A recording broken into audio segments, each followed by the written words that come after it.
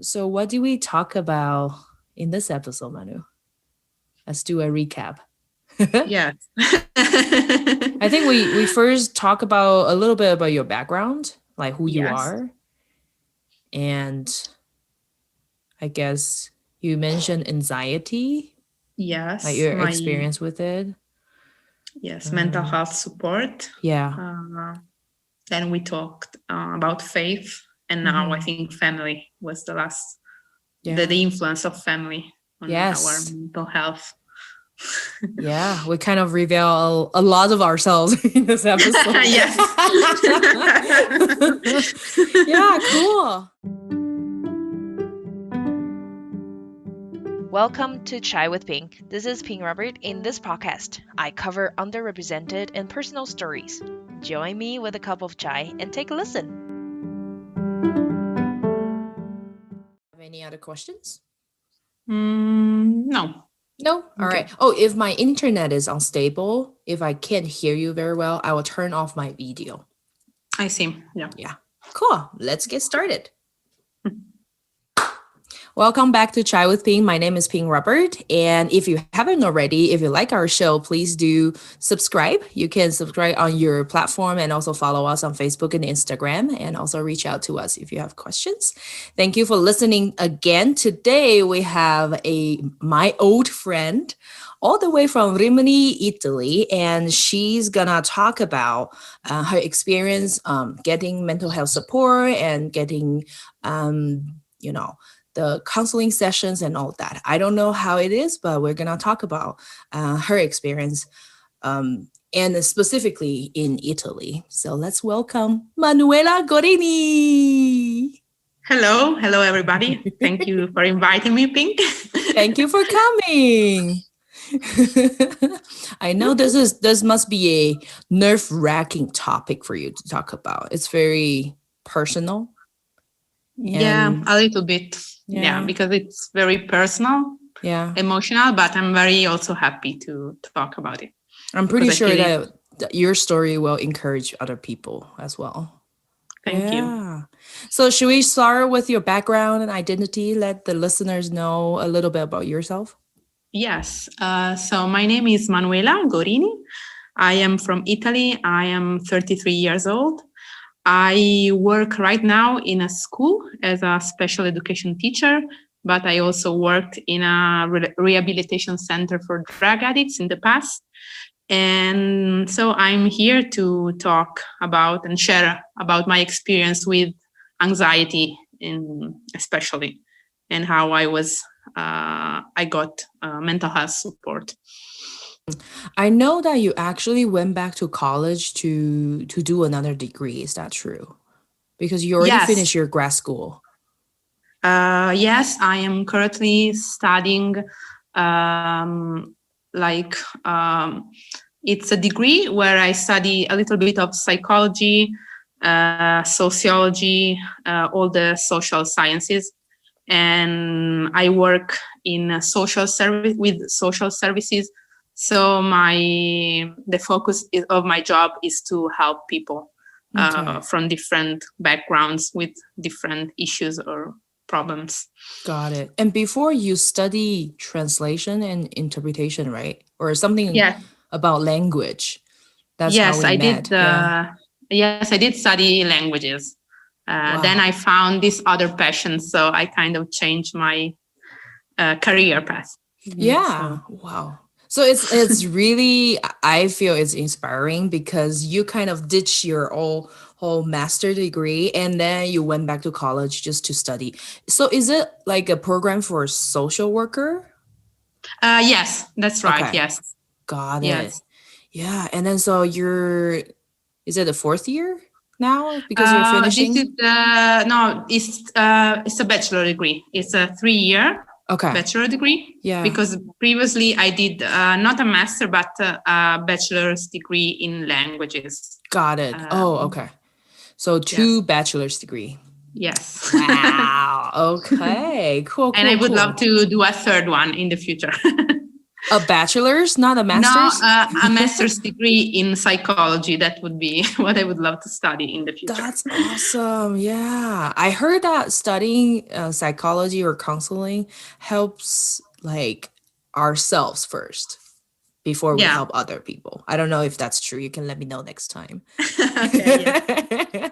Yeah. Wow. Okay. So is that also why that you want to share about this topic of mental health because it's related to your work, or it's just like something happened that you experienced that you felt like, all right, mental health is a topic that is, big in your life? Yes, it's related to my work, but also to my personal experience. And I feel that it's extremely important in this time where we are in a pandemic. So people stay more at home, and there is so much uncertainty that I think so many people might struggle with mental health issues, especially anxiety. And I have struggled with anxiety since I was a teenager, even though at the time I wasn't really aware of it. I just remember that when I was a teenager, I would wake up and just feel, have this feeling that I was scared of going to school somehow, because for me, school was a place where I was judged for my performance, and that put me so much pressure. And also, it was hard for me to make friends in school, even though it's not as if I didn't have friends, but I just wanted deeper connections because I always been extremely sensitive. And I didn't have people who I could open up to about my real feelings. And I also learned during growing up in my family, even though my parents love me so much, I learned to, I think, bottle up my emotions and also my anxiety, because whenever I would try to talk to my mom about being anxious, she would always, with good intentions, try to push me or just say, get over it. And to me, that taught me that sharing my feelings and sharing, especially negative emotions, was not okay. So that's, I feel, why I am so passionate about talking about this issue, because I think if we talk about it, then it's the first step. If we are, of course, being aware and then talking is important. Especially I think right now it's across the world, and I am also going through some realization and learning about counseling and mental health issues.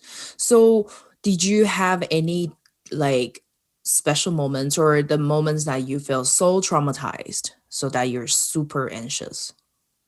Well, I remember last year being very anxious the first few weeks here in Italy when the lockdown started.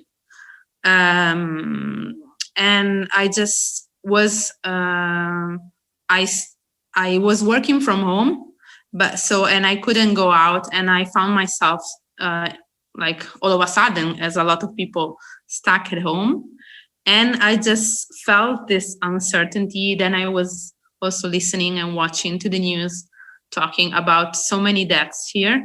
So all this uncertainty, not knowing when things would get better.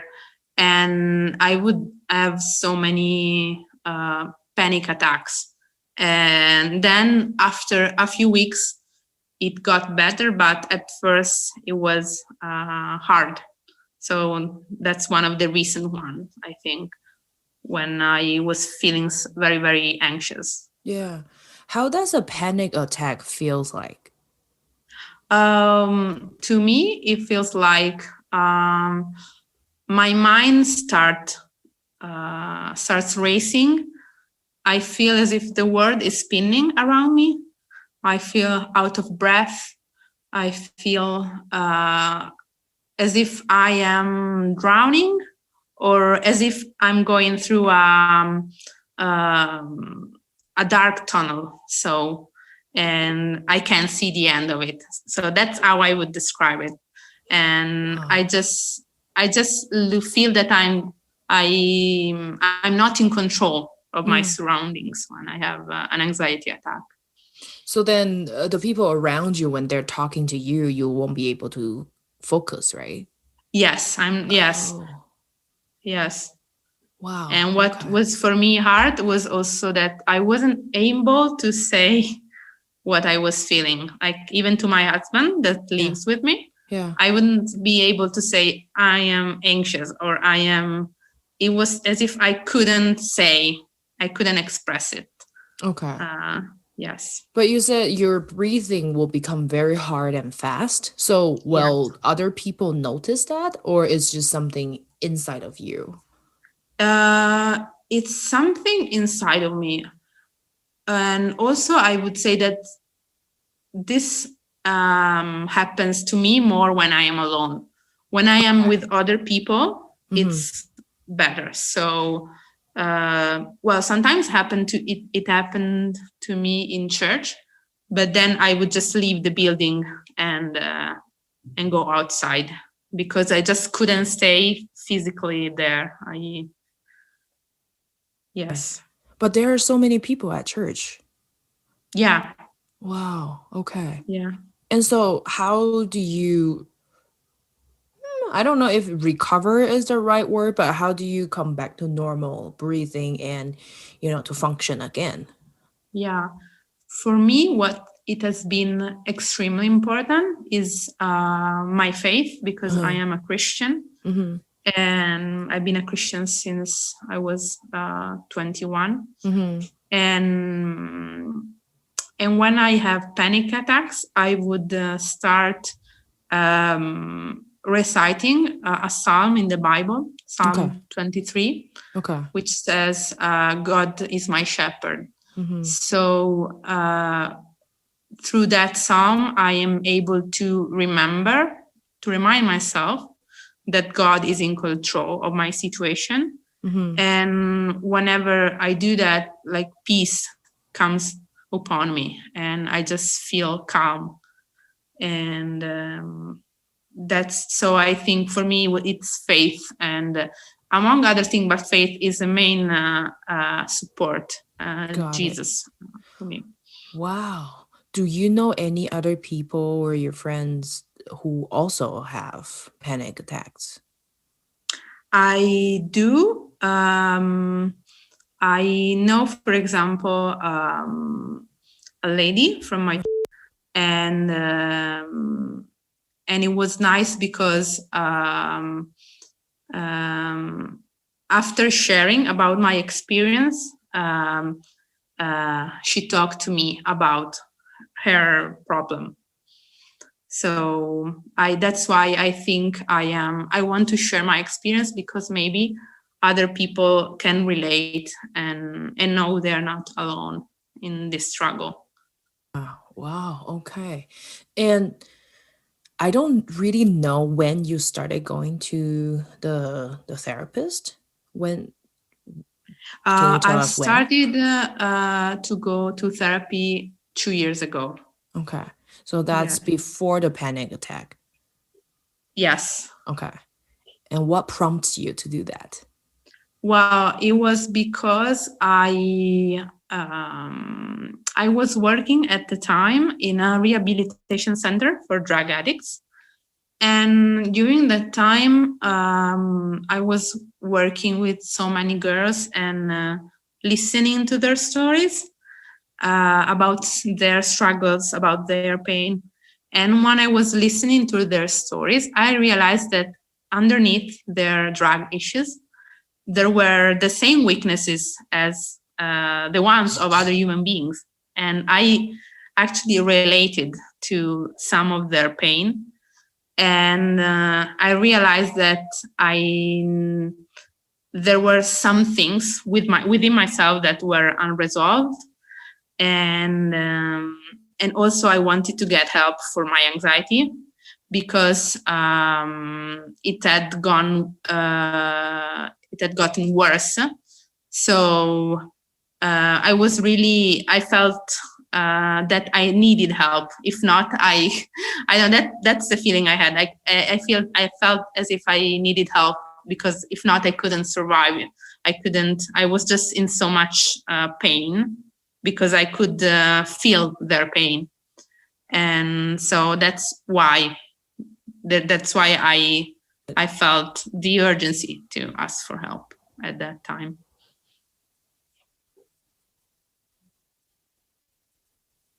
Got it. So how is how the health insurance will cover this part? Is it expensive to go for therapy? Well, here we don't really have, like in the US, an health insurance, because the healthcare system is the public healthcare system is very good, and it's not expensive to get healthcare. But yes, if you want to go to a psychologist, I went the private route. So I just went to a private psychologist, and yes, they can be very expensive. Mine is not as expensive, but yes, that's, I feel, what's the problem is with therapy is that it's so expensive, and so many people that need therapy can't maybe afford it, and that's a pity, I think, for me. Got it. Yeah, I think it's very common in a lot of countries that getting therapy is quite expensive. But I'm interested to know, what is your experience working with a therapist? Is there any important or special moments that you can share with us? Yeah, my experience has been very good, but what I want to say is also, at first, for at least was for me, it was very painful to go to therapy, because a lot of things would come up in my therapy sessions, and then after it, I would go home and it was, I had to do a lot of work to process all the emotions and the pain. And so at first it was hard for me to open up. And then I feel more and more comfortable. And what I realized is that about therapy is the most important thing is the relationship with the therapist. So that you are honest with her. And maybe even if I had some issues with her sometimes, or some problems in therapy, maybe I felt sometimes that she would just be, she would push me too much to talk about certain things. I told her so, and I realized that that's the main component in therapy, is the relationship, and that you feel comfortable talking to that person. And yeah. My question was, did you get matched with some other people before you decide to go with this specific therapist? No, I asked for suggestions to a friend, and she suggested her, and then I tried, and I said, okay, I will go and see, have a first session and see if I like her, if I feel comfortable. And then when I went, I felt comfortable with her, so I decided to have therapy with her. Wow. Was it easy to build up trust between you two? Yes, I would say yes. I mean, I realized that I felt comfortable immediately with her talking, but to talk about certain things, it took time for me. I think now, after 2 years, I am talking about certain aspects of my life Mm-hmm. because I'm slowly getting better and better. And so I think there were topics that were hard for me to talk about, and that I would kind of, I think, feel ashamed to talk about. And so it took time to talk about them. So I would say yes, also because I have trust issues with people. It takes me time. It takes me time to open up to someone and talk about my feelings. I feel like in my personal experience, because I also have been going to the therapist through, I think, it's almost been 2 years now. And I feel a lot of the work is on ourselves. So the therapist will ask questions, but it's our choice to decide if we want to work on certain issue or reveal certain stories to them for them to know more about us. And I feel you. Sometimes it's really difficult, and it's very emotional. I don't know how much you cry in your sessions. I cry almost every time. And I'm like, why? I never have to cry that much. But it definitely opened up a door for me to understand why I have these emotions and how I'm feeling. I don't know, is that similar to you? Oh yeah, it does resonate with me. I cry. I think now I cry less, but I used to cry more. And because you just bring up so many emotions about you, your past, relationships, and so it's just very hard, very good, but very hard. So I'm not sure if therapy is for everybody, because I'm not sure if everybody can handle that. It's not like that. I would I think it's good, but I think for some people it might be very, very hard.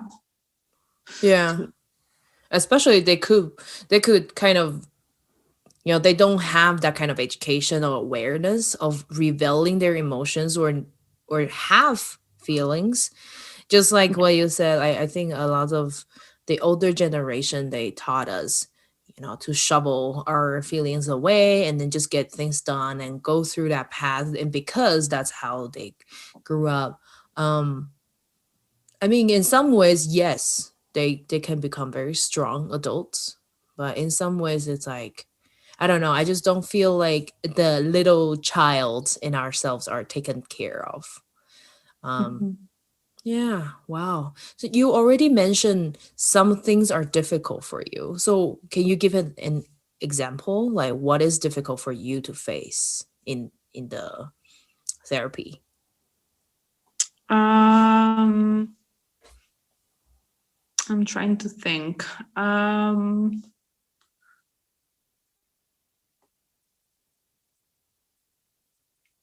don't know. Sometimes I feel it's hard to. At first, I was the first few months I did go. I felt as if I had to talk, so I would try. I would kind of push myself to talk, and right now, when I go, I don't know. I learned to focus more on what I am feeling and what I am going through at that moment, and then talk. Maybe sometimes I stay quiet. Because my therapist told me it is okay if I don't in a certain moment I don't feel the need to talk. But at first, I don't know, it was very hard because I was kind of pushing myself to talk about things. And right now I feel I am more in tune with myself and with my feelings. So I don't know if it makes sense. Yeah, what I said. definitely. I think that's also around the trust. I think it's like if we trust someone enough, maybe we don't have to talk for all the time.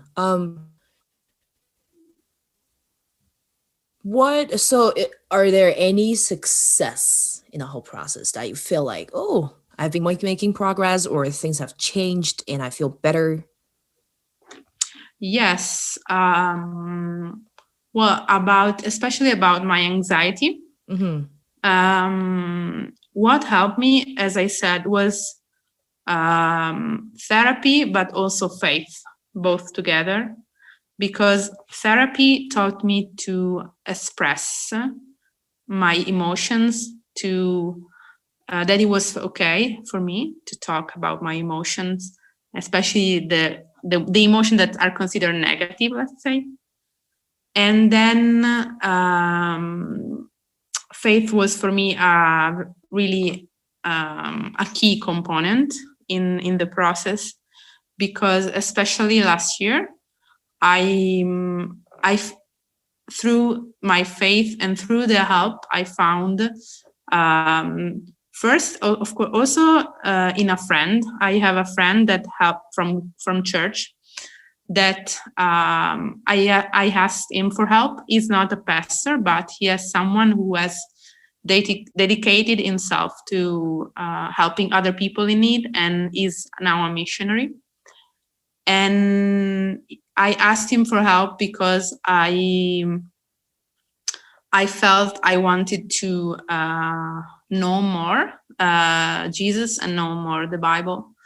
And when I asked him for help, I didn't know what would have come out of it, which is that through his help, I got to learn the power of the Holy Spirit, which is, for people who are not Christians, I will say that the Holy Spirit, it's the presence of God in us that comes to live in us when we become Christian and we accept Jesus in our life. And through this, through my friend's help, I learned to know his power, and also the identity that I have in God, which is that I am a daughter of God, and that he loves me for who I am. Because I think one component of my anxiety was always having struggles with low self-esteem since I was a teenager. And I've learned now, and I know that I am loved, and I finally love myself. And this happened also with the help of therapy, but foremost with my faith journey. Wow, that's powerful. Yeah. Because I'm also a Christian, and I had a Christian therapist before, and now a non-believer. I felt like, yeah, let's talk about little tips or something that we learned in the therapy. Maybe it will be beneficial for the listeners. I learned something very important from my previous therapist is, I think you and I are similar in some ways because we push ourselves to do better. But in some ways that creates anxiety, stress, or it's just like a lot of pressure for day-to-day life. So my therapist asked me to think about whenever I'm trying to do something or to make a decision or to process an emotion. She mentioned, like, is it a shepherd's voice or is it a butcher's voice? I was like, what? So just to explain a little bit, I don't know if it will be helpful for you, but the shepherd's voice is you always, so like as Christians, like Jesus is our shepherd, God is our shepherd as well. So then shepherd is a kind of voice which is loving and caring because they care for their sheep or the animals they're guarding. But the butcher the animal approach them with fear. So am I doing this thing? So for example, I want to hold someone um, with my extra time. I'm making this decision because I love them, or is it out of love, like to be myself, or I'm just scared that if I don't do this one, I won't be able to prove my ability, or I'm scared that if I don't do this, then I don't have enough love. So I think that eventually helped me to think through a lot of um, decisions and also process my emotions. I think it also correlates a lot with our faith, because eventually it's like, yeah, you said that your identity is daughter of God, and I feel so too. um and being daughters or sons or children of God, that I think the first priority is that we're loved. Yeah. Is there any special thing that you learned that like kind of shifted your mind? Um, you mean about my faith, also about? Yeah, either faith or Okay. counseling. Yeah. Yes, I in my faith journey, I realize, and also I think it's a process, but as you said, I don't need to prove myself to people, Yeah. because I'm precious in the eyes of God, and I am special. He has a plan for me, and so I can just trust him. And last year for me was a big year in terms of that, in because we are in a pandemic, so things are not under our control. And I just felt God pushing me to give him more control in my life. And I've seen so many blessings coming from that. Just feeling more peaceful, feeling happy. And I think it was this week on Monday that I was driving to work, and I just started crying out of nowhere, because I realized how God had helped me through in my faith, through this therapist also, realize who I am and what I was created for. Because for so much time I felt as if it didn't matter. Sorry, I'm feeling emotional right now. As if it didn't matter what I would say, that people didn't care about me, or that I didn't have anything to give to people, because I just felt, especially in my teenage years, I would just look at myself and despise myself, because I felt so different from other people. I didn't feel like I had a place in the world.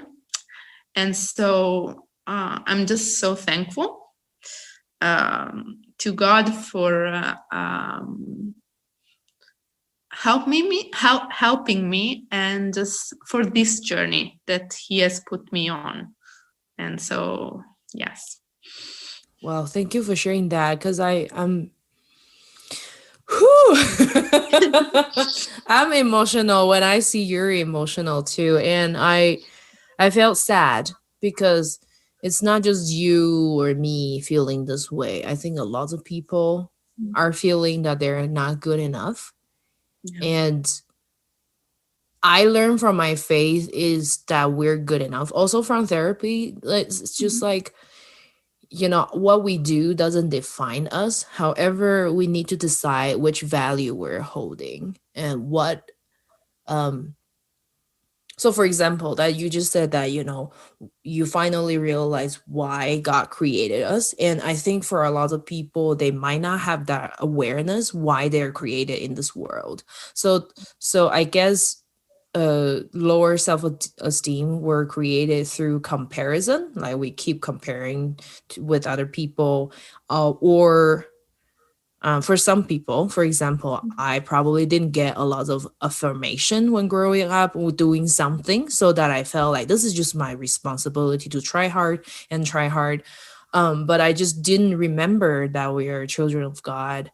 And also, I think one piece I want to add is just a lot of times that we go into therapy and then we look back in our original family, the family that we are born from, and we are raised up with. And then I realized no one is perfect. It's I don't think our parents intentionally to do wrong to say that, you're not good enough. It's through different events or through different thoughts process and all that, and then we internalize as like, okay, we need to try so hard, otherwise we're not worthy of love. But then for me, I thought about a deeper issue is like, all right, so we're raised imperfectly, then it's not like our parents don't love us, but why do I still feel our self-esteem or our ego is so low, and we're so not confident about the things that we're doing, or why don't we feel loved? Yeah. Then so I went back, it's like, okay, if everyone is imperfect, then we can never find perfection or satisfaction in people. Then I have to look up. That's why I went back to my faith. I'm like, seriously, it's like I don't think I can rely on people. But I'm pretty sure that listeners might have different opinions, so please let us know what you're going through will be crucial as well, and then how do you come to realization and all that. Manu, did you have any experience of, so you mentioned that your mom probably don't relay too much about your emotions or how you're feeling. Are there any, did you find any reasons that you feel ashamed or not loved, or you're still going through? Well, I feel that I realized for me that my mom was very present when I was growing up, but I think I felt sometimes not listened to or not loved, because she was she had so many things going on. Like, I remember her being so anxious. So now that I am an adult, I thought and I felt that I was kind of like that. I'm kind of like her. Like, I realized. Totally. I talk like my mom. Seriously. I was like, what? That she was just very, very anxious. I remember her, I don't know, working and just then coming home, taking care of the house, like always in a rush. And I realized also later when I was an adult that she went through a lot of things in her life. For example, like her sister started suffering from schizophrenia.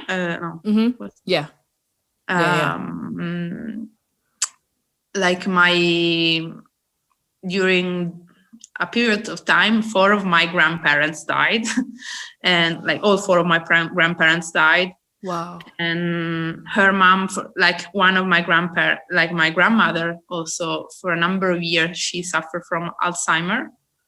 So, and that's very heartbreaking, because she had her mom, but her mom couldn't recognize her. Yes. So it's very strange. You have a person that is there, but is not there anymore. So I think she was going through a lot of things.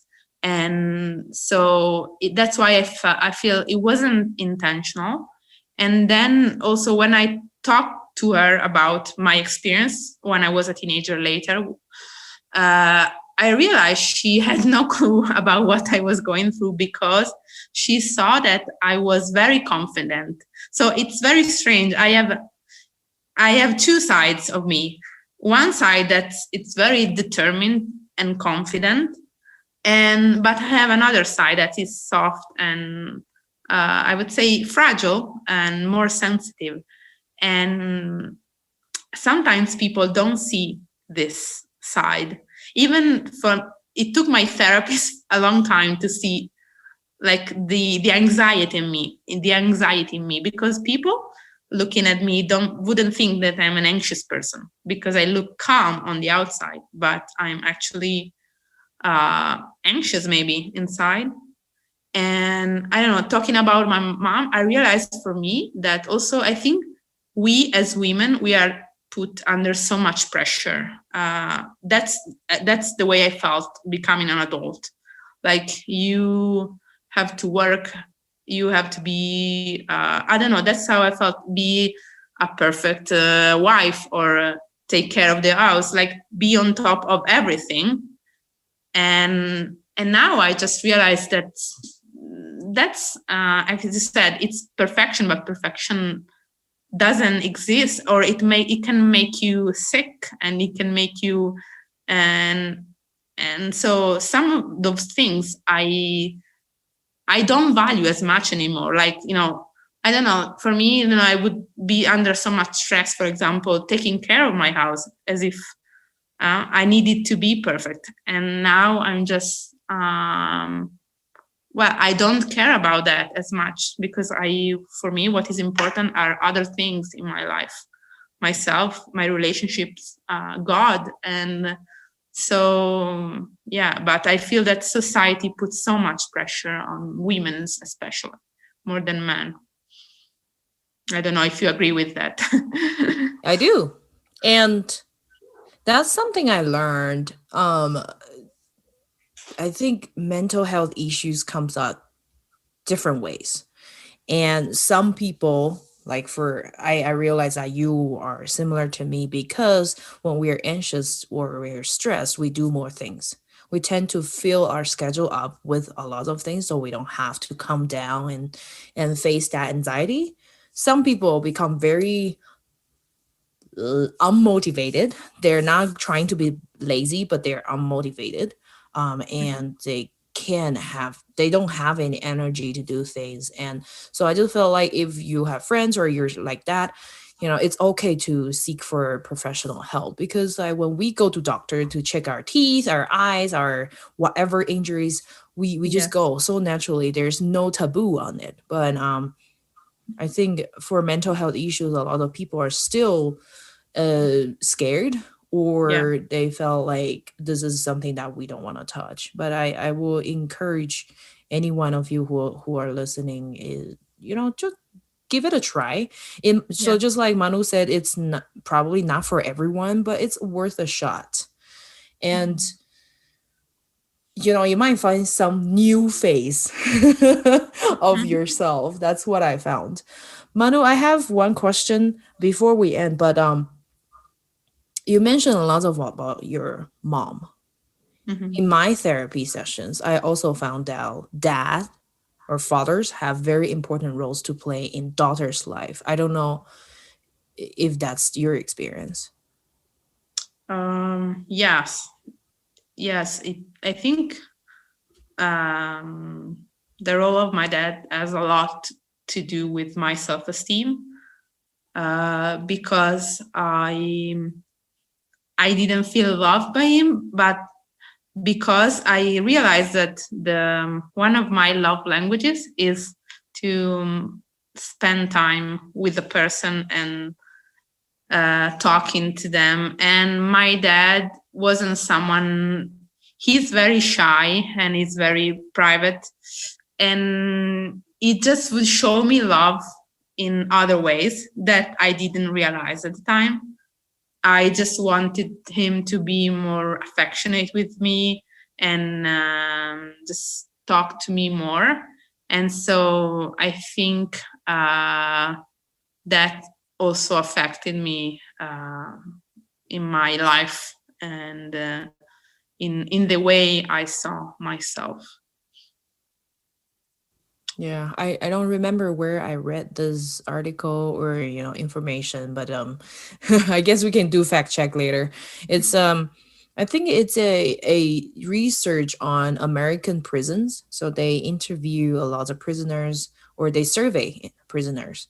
And they found out like there is a higher correlation between the relationship with those prisoners and with their fathers. Mhm. So in the women's prison that they so certain percentage is a high percentage like when these women didn't have a great relationship with the dad or the dad is missing, this like just not there in the when the children are growing up. And also for men's prison, that's the same thing. It's even higher. So because men looking up to their fathers, but when the fathers are missing, they might turn around to see some other father figures in their lives. And then, so I don't want to stereotype genders or, parenting issues Yes. and all that, but it's just like something that we discovered scientifically. Fathers Mhm. has very big influence on children and self-esteem or, their weight of deciding on their past. Mhm. Yeah. Cool. Manu, what would you say to your younger self? This is our last question. Yes, I would say to her that she is fine the way she is, that she's special and she has talents. And sorry, I'm getting emotional again. And that God loves her the way she is, and she doesn't need to change for anybody else. That's what I would say to her. Amen to that. Totally. Yeah. I guess we can always use some more love. And I Yes. hope people are listening. They will also find the true love in this world. Yeah. How can people find you, Manu? On Facebook or Instagram? Yes, on Facebook and on Instagram. Yeah. And I just, if anyone has, I don't know, would love to send me any message or anything, maybe if she or he is struggling at this moment with anxiety or other issues, Yeah. I would be willing to read those messages and reply, because Awesome. I know that sometimes people maybe don't have anyone to turn to, or they might feel ashamed about talking to people they know, because they are afraid of how people would react or if they would judge them. So I'm open in case. Yeah, absolutely. So if listeners, you don't want to use social media to find Manu, you can also email me. I will forward the emails to Manu. And my email is chaiwithping@gmail.com. So feel free to leave comments or feedback, ask questions. So that's about it. Thank you so much for coming, Manu. Thank you so much for inviting me.